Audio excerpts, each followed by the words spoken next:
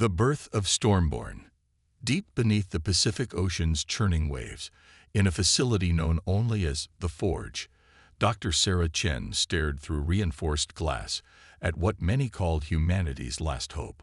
The massive hangar stretched nearly a mile long, housing a vessel unlike any other in human history.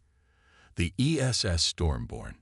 Its dark hull seemed to ripple like water, even in stillness. "Any changes in the quantum field readings?" she asked, not taking her eyes off the ship. Marcus Torres, her lead engineer, shook his head.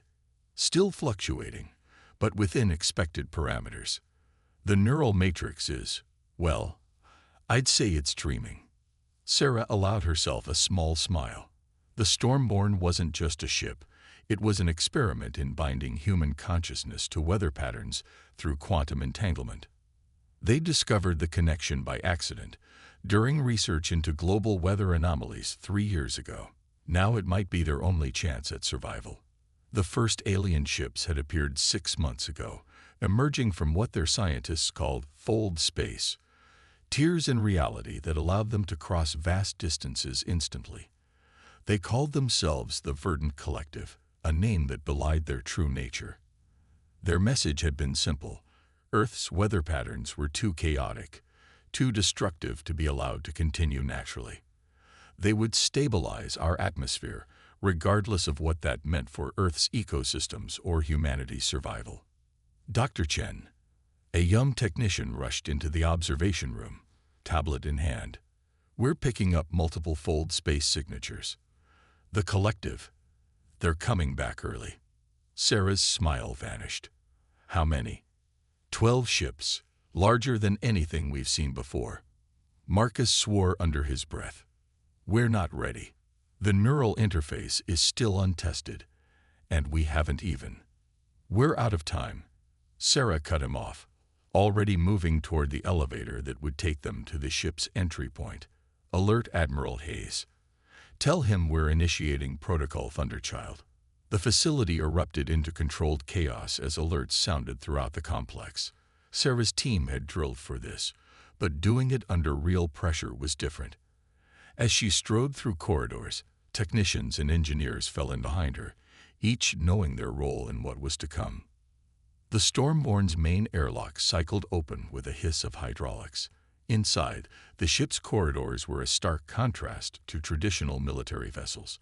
Instead of rigid lines in steel, the walls seemed to flow like frozen waves, embedded with crystalline structures that pulsed with soft blue light.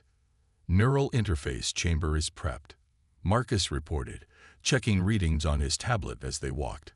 "But Sarah, you need to know. The simulation models suggest a 60% chance of permanent psychological damage from a full merge." Sarah kept walking. "And what are the model's predictions for humanity's survival if we do nothing?" Marcus fell silent. The neural interface chamber sat at the heart of the ship, a spherical room surrounded by quantum field generators and weather pattern analyzers. At its center hung a single chair, surrounded by a delicate web of sensors and neural connectors. As Sarah began strapping herself in, Admiral Hayes' voice came over the comm. "Dr. Chen, the collective ships have entered high orbit. They're demanding immediate surrender and compliance with their atmospheric stabilization protocols. Tell them." Sarah winced as the neural connectors found their marks along her spine. "Tell them Earth's weather belongs to us." The interface activation sequence began, and Sarah felt her consciousness expanding. The quantum field generators hummed to life, creating the bridge between her mind and the ship's weather control systems. It felt like falling into an ocean made of lightning. Suddenly, she wasn't just Sarah Chen anymore. She was the wind and the rain, the thunder and the lightning. She could feel Earth's atmosphere like it was an extension of her own body, could sense the alien ships high above like invading parasites trying to infect her sky. The Stormborn rose from its underwater berth, ocean currents swirling around it like caressing hands. As it breached the surface, storm clouds began gathering overhead, responding to Sarah's will. Through the ship's sensors, she could see the collective vessels beginning their descent, their shields glowing with the technology they plan to use to strangle Earth's weather patterns. This is Dr. Sarah Chen of the Earth Defense Force. She broadcast on all frequencies, her voice echoing with the rumble of distant thunder. You claim our weather is too chaotic. Let us show you why that chaos is our strength. The Stormborn rose higher, surrounded by a growing maelstrom of wind and lightning. Above, the alien ships moved into attack formation, their weapons charging. The battle for Earth's skies was about to begin. High in Earth's atmosphere, the Verdant Collective ships deployed their atmospheric stabilizers, massive energy fields designed to dampen and control weather patterns. They had used this technology on 100 worlds, bringing order to what they saw as dangerous atmospheric chaos. Their sensors registered the approaching human vessel but showed no serious concern. After all, what could one ship do against their proven technology? Sarah felt their stabilization fields trying to take hold, trying to impose their artificial order on her storms. She smiled, and the Stormborn answered her thoughts. Lightning erupted from the clouds around them, not in random strikes, but in precise, controlled patterns that probed the alien shields, testing, learning. Impossible, came the collective's response. Your species cannot have mastered weather control to this degree. We haven't mastered it, Sarah replied, as hurricane-force winds began to swirl around the Stormborn. We've learned to work with it. The battle was joined. Thunder's echo. The alien ship's formation split apart as the Stormborn's first attack slammed into their ranks. Sarah felt rather than saw their confusion. These weren't random lightning strikes or undirected wind patterns. Through her neural link with the ship, she wove the elements into complex, overlapping patterns that probed and tested the aliens' defenses. Their shield configuration is adapting, Marcus reported from his station. They're trying to match the frequency of our atmospheric disturbances. Sarah closed her eyes, feeling the currents of air and electricity flowing through and around the Stormborn. The alien ship's stabilization fields were like dead zones in the atmosphere, places where the natural flow of weather patterns simply stopped. But nature, she had learned, abhors a vacuum. Initiating Protocol Typhoon, she announced, her voice resonating with the ship's internal systems. The quantum field generators spun up to full power, and Sarah felt her consciousness expand further into the atmosphere. She wasn't just controlling the weather anymore. She was becoming it. The collected ships fired their first volley, energy beams designed to disrupt Earth's atmospheric patterns on a molecular level. But the Stormborn was already moving, riding the currents of a storm of its own making.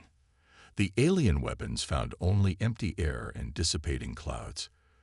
Their technology relies on predictability, Sarah realized aloud, as data flowed through her neural link.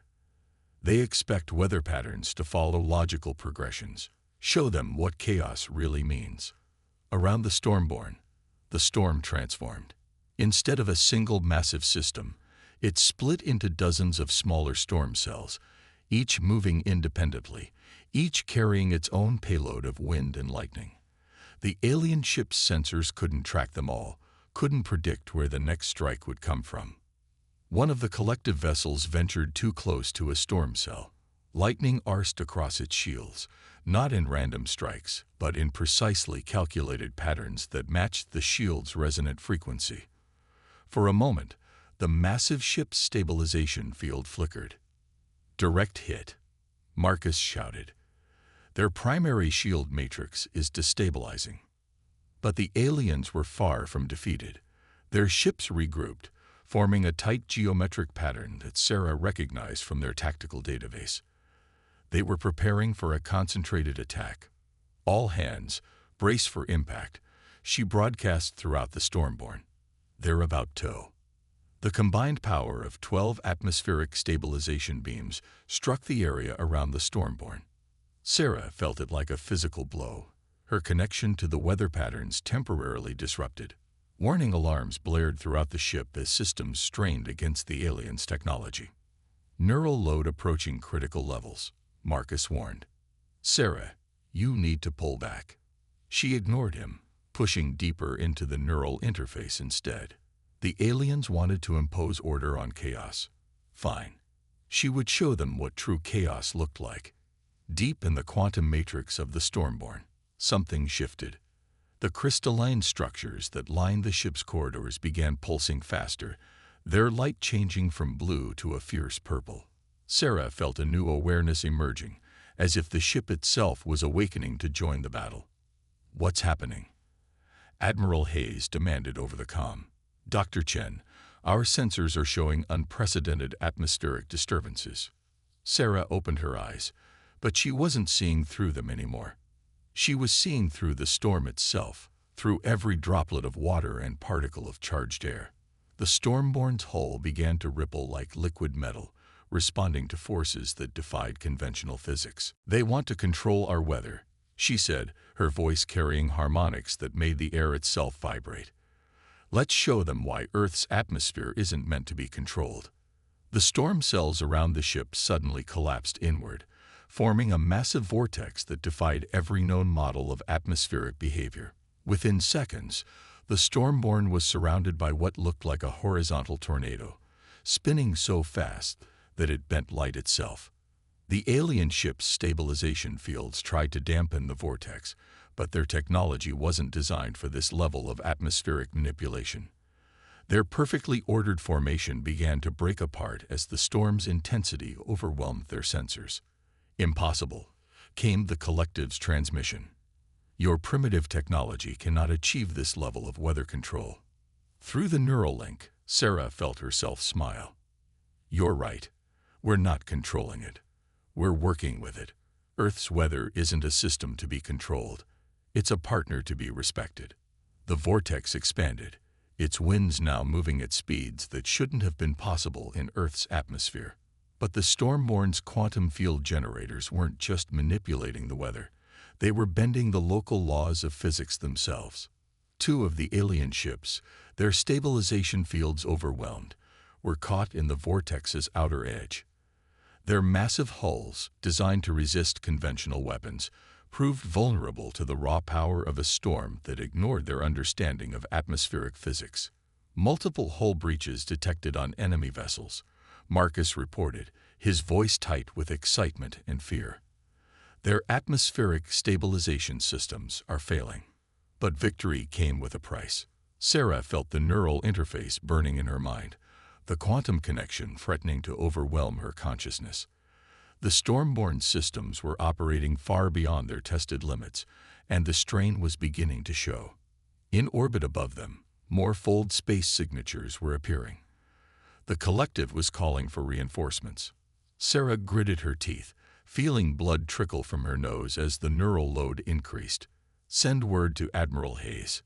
Tell him we've proven the concept. But we're going to need more ships." The battle had been won, but the war for Earth's skies was just beginning. Eye of the Hurricane. 2 weeks after the first battle, Sarah stood in the Stormborn's neural interface chamber, watching technicians install new quantum field generators. Her reflection in the polished surfaces showed the toll of that initial engagement. Streaks of white now ran through her dark hair, and fine lines had appeared around her eyes.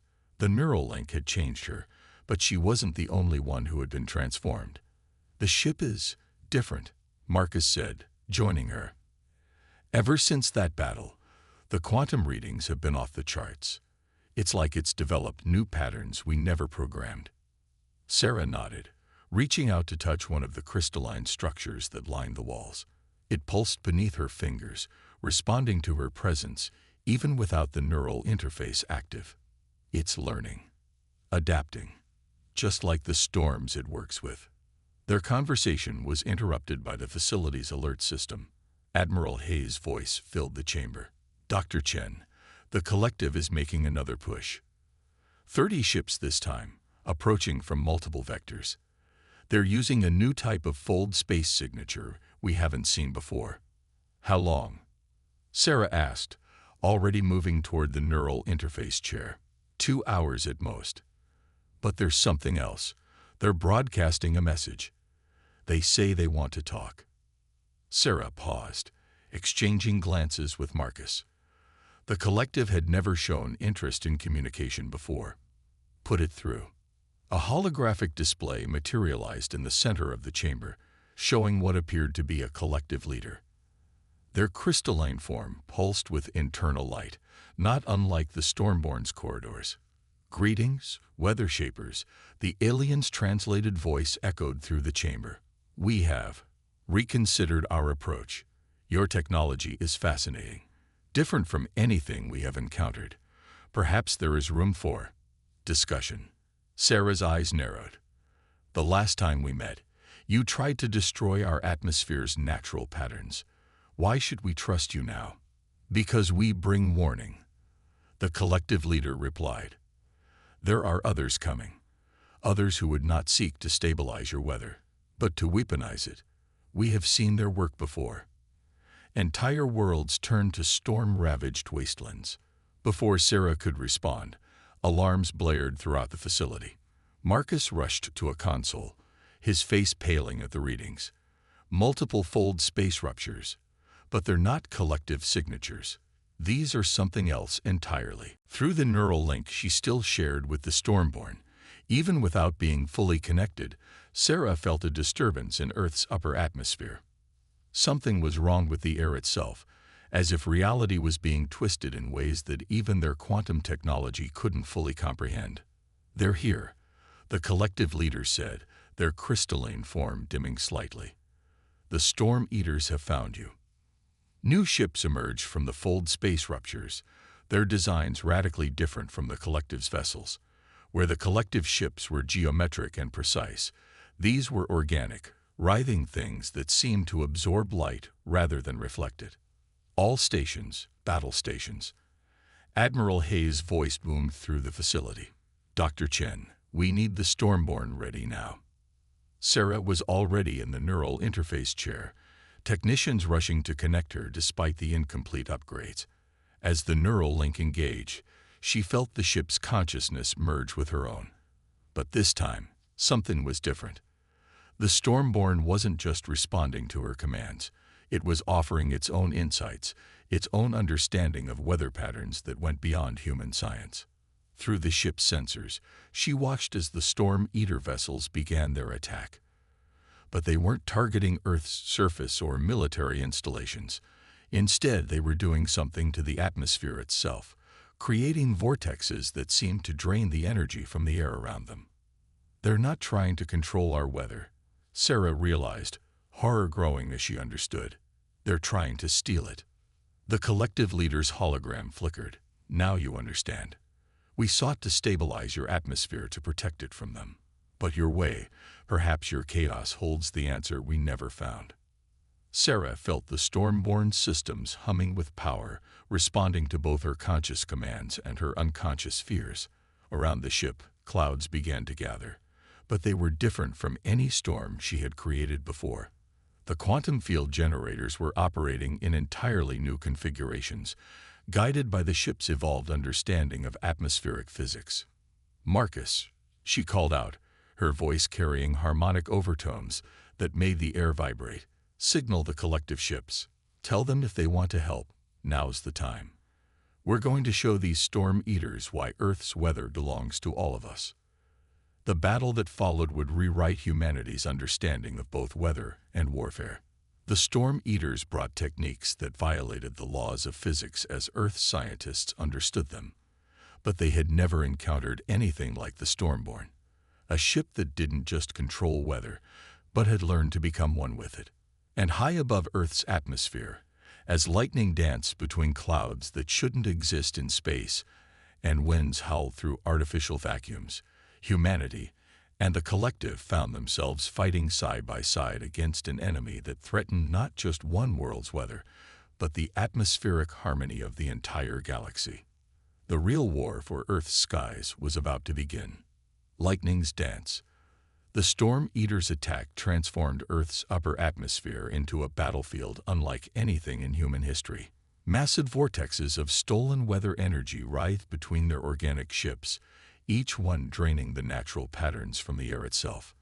The Stormborn, flanked by a dozen collective vessels, rose to meet them. Sarah felt the neural interface burning in her mind as she pushed the ship's systems to their limits. The Stormborn's quantum field generators weren't just manipulating weather anymore. They were rewriting the fundamental rules of how atmosphere behaved. Multiple energy signatures approaching from the north. Marcus reported, his voice tight with tension. They're trying to establish a containment grid. Through the ship's sensors, Sarah watched as the Storm Eaters began positioning themselves in a complex three-dimensional pattern around Earth's northern hemisphere. Their ships pulsed with stolen atmospheric energy, creating distortions in the air that looked like holes in reality itself. They're not just stealing our weather. The collective leader's voice came through the comm. They're creating a resonance cascade. If they succeed, your planet's entire atmospheric system will collapse. Sarah gritted her teeth, tasting blood as the neural load increased. Not if we have anything to say about it. Marcus, initiate Protocol Maelstrom. The Stormborn's crystalline corridors began to pulse with intense purple light as new subroutines activated in its quantum core. Since the first battle, the ship had been evolving, developing its own understanding of weather patterns that went beyond its original programming. Now, that evolved knowledge would be put to the test. Around the ship, the air began to change. Instead of forming traditional storm systems, the atmosphere itself seemed to come alive. Lightning didn't just strike. It formed complex, geometric patterns that mirrored and countered the Storm Eater's energy grid. Winds didn't just blow. They spiraled in impossible directions, creating corridors of pure force that defied conventional physics. Their containment grid is destabilizing, Marcus called out. But Sarah, the neural load is approaching critical levels. Your brain activity is off the charts. She ignored the warning, pushing deeper into the neural link. Through her connection with the Stormborn, she could feel Earth's weather responding not just to her commands, but to the ship's own growing consciousness. They weren't two separate entities anymore. Human, ship, and storm had become something new. The Storm Eaters responded with devastating force. Their organic ships released tendrils of dark energy that began literally devouring the clouds around them. Where these tendrils touched the atmosphere, the air itself seemed to die, becoming a void where weather patterns simply ceased to exist. Multiple atmospheric dead zones detected, Marcus reported. They're spreading faster than we can counter them. The collective ships moved to support the Stormborn, their stabilization technology now working in harmony with Earth's natural chaos rather than trying to control it. Together, they created barriers of pure atmospheric energy, trying to contain the spreading void zones. But it wasn't enough. The Storm Eater's technology was too advanced, their understanding of atmospheric manipulation too profound. One by one, the collective ships began to fall back, their systems overwhelmed by the alien assault. Deep in the neural interface chamber, Sarah felt something change. The Stormborn's quantum field generators were operating beyond their design specifications, creating patterns in the ship's crystalline structure that shouldn't have been possible. Warning alarms blared throughout the vessel as energy readings spiked off the charts. Sarah, Marcus's voice was desperate now. Whatever you're doing, you need to stop. The ship's quantum core is going critical. But Sarah wasn't just interfacing with the ship anymore. She had become one with it. Through their combined consciousness, she could see patterns in the atmosphere that neither human science nor collective technology had ever detected. The Storm Eaters weren't just stealing weather. They were harvesting the very essence of atmospheric dynamics. And in that realization came understanding. They can't steal what isn't there, she whispered, her voice carrying harmonic overtones that made the ship's crystal structures resonate. The Stormborn's hull began to ripple like liquid metal as Sarah initiated a sequence that existed somewhere between human programming and the ship's evolved consciousness. Instead of fighting the Storm Eater's void zones, they would use them. All collective ships, fall back to minimum safe distance, she broadcast. We're about to show these Storm Eaters what happens when you try to steal Earth's breath. Around the Stormborn, the atmosphere began to collapse. But this wasn't the Storm Eaters' controlled harvest. This was a deliberate surrender of atmospheric control. The ship became the eye of a hurricane that encompassed the entire battlefield, a point of perfect calm in a maelstrom of unleashed weather energy. The Storm Eaters, sensing victory, moved in closer. Their void tendrils reached out, eager to consume what they thought was weakening resistance. Instead, they found themselves caught in a trap that operated on principles even their advanced technology couldn't comprehend. For in giving up control, Sarah and the Stormborn had discovered something new: the power to not just direct weather, but to shape the very laws that governed it. And as the Storm Eaters tried to consume this seemingly surrendered atmosphere, they found themselves trying to devour a force that refused to play by their rules. The battle was about to enter its final phase, and Earth's skies would never be the same. Nature's verdict. The void at the heart of the Stormborn's manufactured hurricane pulsed with potential energy. Sarah, her consciousness now completely merged with the ship's evolved systems, felt the Storm Eaters' confusion as they tried to consume an atmosphere that refused to behave according to any known laws of physics. Neural patterns have exceeded all known parameters. Marcus's voice seemed to come from a great distance. Sarah, the ship, you're both changing. He was right.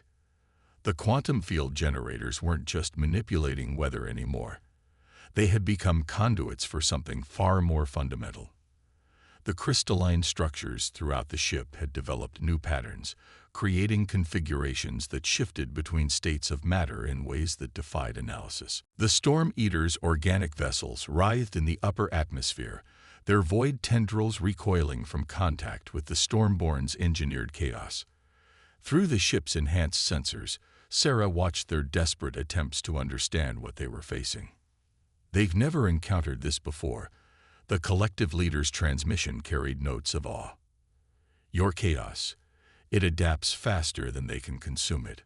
Sarah's laugh echoed with thunder. That's because they never understood what weather really is. It's not just patterns to be stolen or controlled. It's alive. And now, so are we.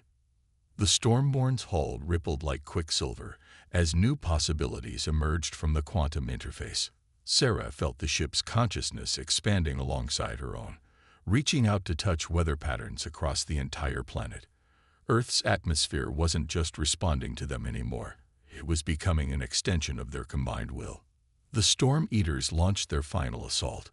Their ships released all their stolen atmospheric energy at once, creating a cascade of void zones that threatened to tear Earth's weather systems apart. But where these dead zones touched the Stormborn's manufactured hurricane, something unprecedented occurred. Instead of being consumed, the void zones began to resonate with the ship's quantum field. The Storm Eater's technology, designed to harvest atmospheric energy, found itself trying to devour a force that existed in multiple states simultaneously: present and absent, ordered and chaotic, controlled and free. Energy readings are off the scale, Marcus shouted over the blaring alarms. The quantum core is achieving some kind of recursive loop with the atmospheric interface. Sarah felt it happening. The Stormborn wasn't just channeling weather patterns anymore. It was becoming a nexus point for atmospheric forces across the entire planet. Through their combined consciousness, she and the ship were rewriting the very rules that governed how weather worked. The Storm Eaters' vessels began to break apart, their organic hulls unable to cope with forces that violated their fundamental understanding of atmospheric physics. But as they tried to retreat, they found themselves caught in a trap of their own making. The energy they had stolen, the patterns they had consumed, all of it was being drawn back into Earth's atmosphere through the Stormborn's quantum interface. They're trying to open fold space ruptures, the collective leader warned. If they escape with even a fraction of this technology, they won't. Sarah's voice resonated through every crystal in the ship. Earth's weather belongs to all of us. Humanity, the collective, every species that understands the beauty of natural chaos. And we're taking it back. The Stormborn's quantum field generators reached full power, creating a phenomenon never before seen in Earth's skies. The manufactured hurricane collapsed inward, concentrating all its energy into a single point of impossible density. For a moment, the atmosphere itself seemed to hold its breath. Then, everything reversed. The concentrated energy exploded outward in a wave of pure atmospheric force. But this wasn't destructive chaos. It was controlled recreation, rebuilding Earth's weather patterns according to their natural rhythms, while erasing the storm eater's void zones from existence. The alien ships, caught in this wave of restored weather, found their stolen energy turning against them. Their organic hulls, designed to consume atmospheric patterns, instead began to resonate with forces they couldn't control. One by one, they dissolved back into the atmosphere they had tried to devour. As the last echoes of battle faded from Earth's skies, Sarah felt the neural interface beginning to stabilize. The storm-born systems were returning to normal parameters, but something had fundamentally changed. The ship wasn't just a weapon anymore. It had become a guardian of Earth's atmospheric harmony. The collective ships approached cautiously, their sensors trying to make sense of what they had witnessed. "This changes everything," their leader transmitted. "Your chaos.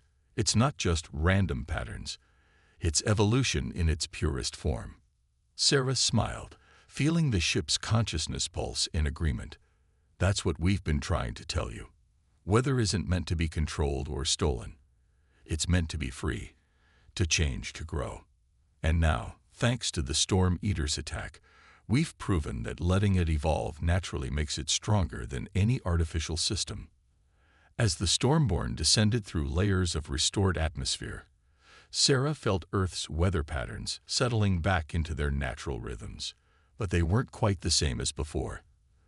The battle had awakened something new in the planet's atmospheric dynamics, a resilience born from the marriage of human innovation, alien technology, and nature's own chaotic beauty. The war for Earth's skies was over, but the revolution in how humanity, the collective, and all spacefaring species understood weather was just beginning. And at the heart of it all, a ship that had learned to dance with storms would lead the way into a future where chaos and order found their perfect balance.